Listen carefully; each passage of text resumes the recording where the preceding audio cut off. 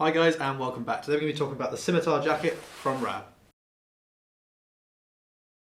So the Scimitar Jacket is a soft shell jacket, and what a soft shell is, it's bridging the gap between a fleece and a waterproof coat or a hard shell.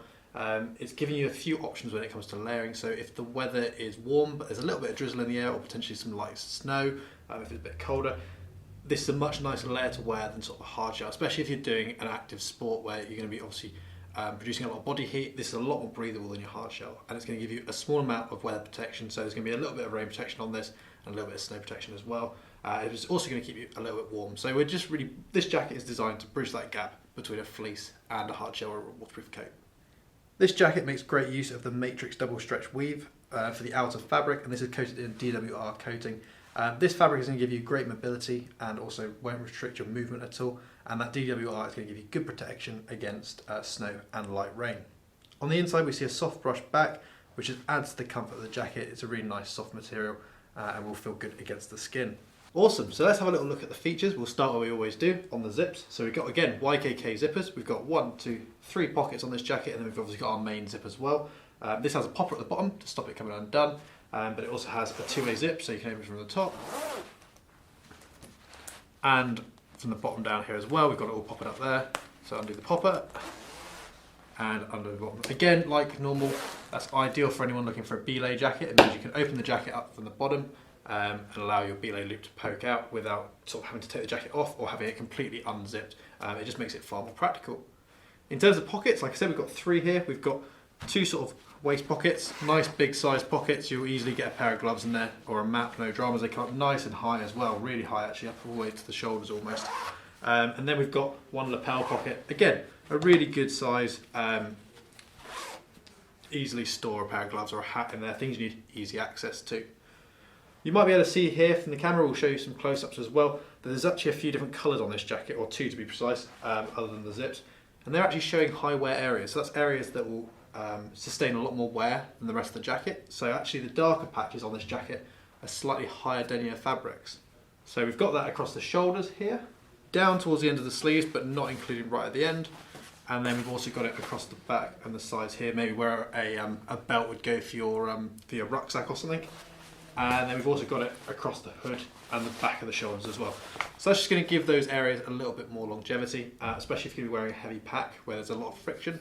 These areas can wear a lot quicker than the rest of the jacket. So by reinforcing that, we're going to get a lot better finish on this jacket there.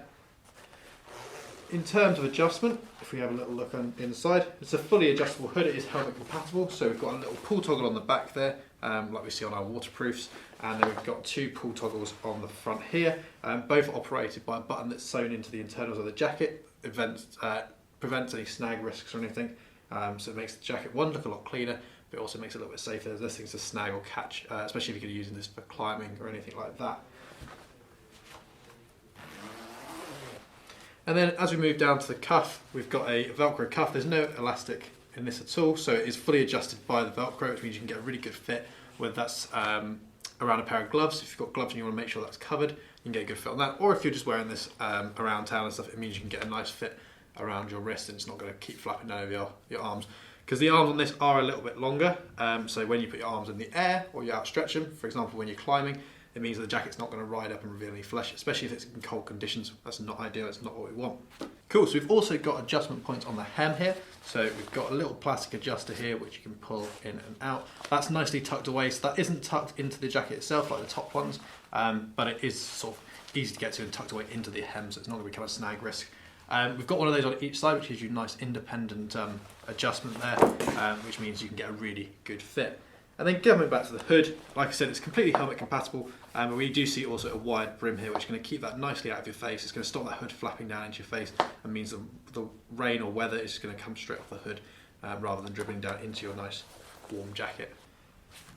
Other than that, the jacket is sort of as you see it there. In terms of fit, this is a nice fit. It's a little bit slimmer fit, but I'd still say to the boxier end of the spectrum. They're expecting you to put a few layers into this, so potentially a fleece. So it's slim enough that you'll be able to throw a down jacket over the top of it if you wanted to, if it's getting a little bit too cold, especially if you stop and you want a bit of extra warmth. But it's also built so you can put a couple of layers underneath it, so a base layer and a fleece, most likely. This gives you a good amount of warmth. It's certainly not going to replace your down jacket, and you might still need a fleece underneath it. But one of the big things about this is it's going to be really, really breathable. Awesome, that was a really quick look. If you've got any questions, feel free to head down to the comment section below, and don't forget to subscribe, and we'll see you next time. Thank you.